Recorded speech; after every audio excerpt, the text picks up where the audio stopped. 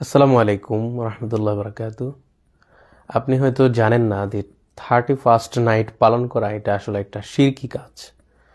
শিরকি কাজ এজন্যই এটা একটা বিজাতিদের একটা ধর্মীয় বিশ্বাসের সাথে এটা সম্পৃক্ত।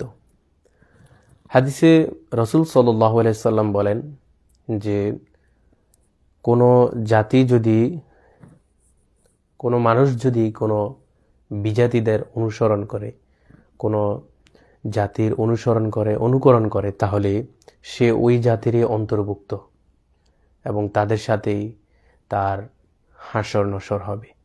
সহিহ মুসলিম শরীফের 2669 নম্বর হাদিস। এবং কোরআনে কারিমে আল্লাহ পাক রব্বুল আলামিন স্বয়ং নিজে বলেন সূরা বাকারার 120 নম্বর আয়াতে, আল্লাহ রব্বুল আলামিন বলেন যে হে রাসূল, আপনার প্রতি ইহুদি নাসারারা কখনোই সন্তুষ্ট হবে না যতক্ষণ না পর্যন্ত আপনি তাদের মিল্লাতে শরিক হচ্ছেন। এজন্য ইহুদি নাসারাদের কালচারগুলো আমাদের সমাজের মধ্যে যারাই আমরা জেনে না জেনে পালন করার জন্য আমরা উঠে পড়ে খুব লেগে যাই। আসলে এটি মূলত আমাদের রীতিনীতি, ধর্মীয় যে বিশ্বাস, এটার সাথে সাংঘর্ষিক।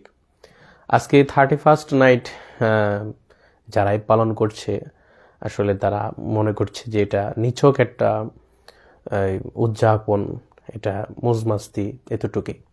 আসলে আমরা যদি 31st নাইটকে একটু এটার উৎপত্তি সম্পর্কে একটু জানতে আমরা একটু যদি ফিরে তাকাই, আসলে রোমান যে রোমান সভ্যতার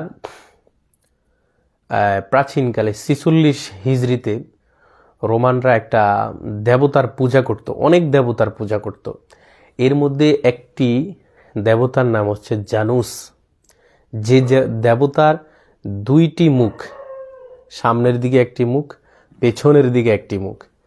তো এই জানুস দেবতার থেকেই রোমান যে সম্রাট, জুলিয়ান, সেই জুলিয়ান সম্রাট একটা ক্যালেন্ডারের প্রবর্তন করলো, যে ক্যালেন্ডারটা জুলিয়ান ক্যালেন্ডার নামে পরিচিত। জুলিয়ান সিজার তার নাম মূলত। তো সে যখন একটা ক্যালেন্ডার প্রবর্তন করলো, এই প্রবর্তনের প্রথম মাসের নাম এই জানুস দেবতার সাথে রিলেটেড করে রাখা হয়েছে, সেটি হচ্ছে জানুয়ারি। তো তারা প্রথম মাস জানুয়ারি নির্ধারণ করলো এবং এটা প্রথম দিকে ইউরোপীয় সমাজের মধ্যে এটা তেমন একটা গ্রহণযোগ্যতা পেল না, এটা তারা ইগনোর করতে থাকলো। কিন্তু পরবর্তীতে দেখা হলো আস্তে আস্তে সেটা ইউরোপীয় সমাজের মধ্যে এই খ্রিস্টীয় এই কালচারটা চালু হতে লাগলো, উদযাপন করতে লাগলো। প্রথম দিকে এটা ভোজ, খাবার দাবার, আনন্দ ফুর্তি, এগুলোতেই মোটামুটি সীমাবদ্ধ ছিল। কিন্তু কালের পরিক্রমায় এই সাধারণ ভোজ খাওয়া দাওয়া এইটা তারা মানে চরম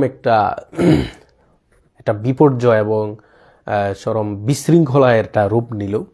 এটার কিছু কারণ আছে, যেমন বিজাতিদের আসলে যে ধরনের বিশ্বাস, পূজা বা তাদের যেই এটা হচ্ছে মন যা চায় তাই তারা করে। তো তাদের যে বিশ্বাসের সাথে তো শয়তানের একটা সম্পর্ক অবশ্যই নিহিত রয়েছে।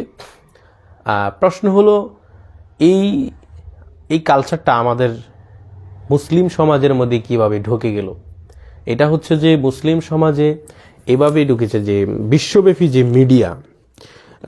মিডিয়া, ইন্টারনেট, টিভি এবং হলিউড, বলিউড যেগুলা, এগুলোর মাধ্যমে যে ছবি, ভিডিওগ্রাফি, আপনার নিউজ পেপার, এভাবে করে, অর্থাৎ মিডিয়ার মাধ্যমে আসলে এই বিশ্বব্যাপী এই কালচারটা ছড়িয়ে গিয়েছে।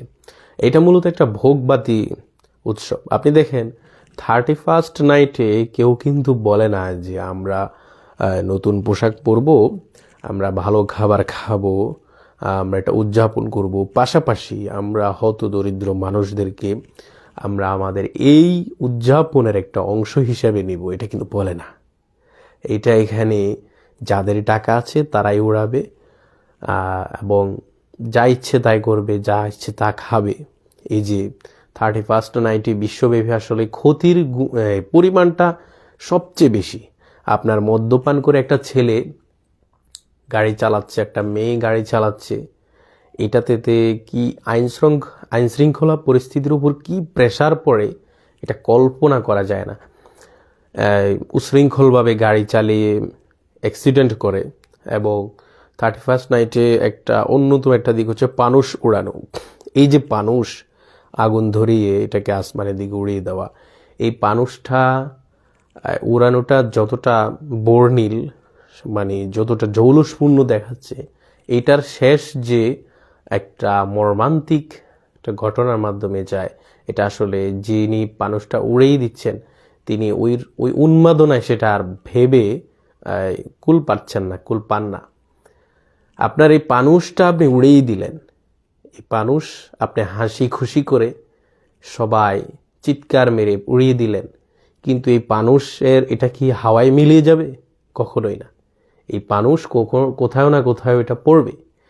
এই যে পড়ে কার কি অবস্থা হবে এটার ভাবার আসলে আমাদের সুযোগ হয় না। তো এই জন্য এগুলো ভাবার সুযোগ দরকার। আমরা ফানুস, এটা আগুন নিয়ে খেলা করা, মুসলমানের কালচার আগুনের সাথে এই কোনো উৎসব কেন্দ্রিক কোনো ধর্মীয় বিশ্বাস আনন্দ উদযাপনে আগুন হতে পারে না। আগুন অবশ্যই বিষয়, সেটা নির্দিষ্ট আমাদের বিভিন্ন বিষয়ে লাগে, কিন্তু এই যে আগুন নিয়ে আগুনের শেষটা কোথায় মানুষের বিপর্যয় ডেকে আনে।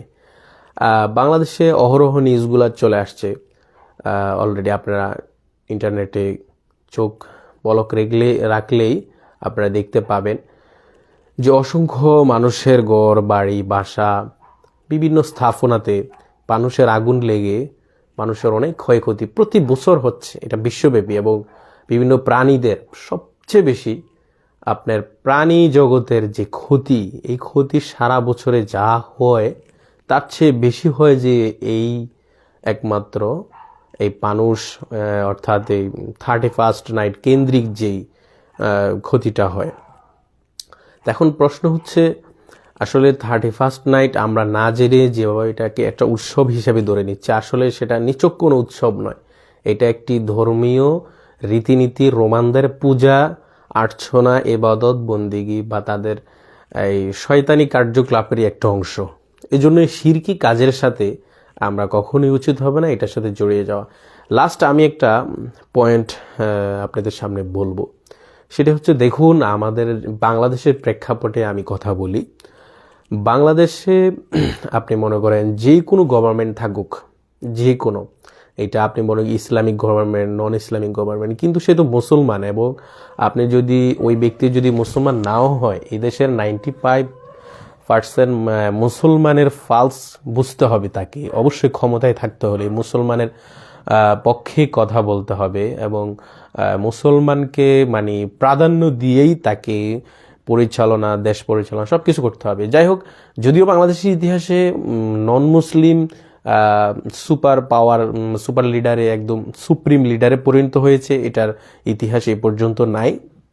কিন্তু আমি বলবো ইসলামিক রীতিনীতি ফলো করুক আর না ফলো, অন্তত যে কোনো গভর্নমেন্ট এই আদর্শিক নীতিটাতে সে একতাবদ্ধ, সে সিদ্ধান্তে আসতে পারে, আসা দরকার। সেটা হচ্ছে যে বাংলাদেশের প্রশাসনিকভাবে এই 31st নাইট এটাকে উদযাপন সম্পূর্ণভাবে নিষেধ করা। কারণ এতে আমাদের জীববৈচিত্র্য, আমাদের মানব জীবন, আমাদের সামাজিক জীবন সকল কিছুতেই এটা আঘাত ফেলছে, আঘাত করছে। বিগত দিনের রেকর্ড অন্তত তাই বলে।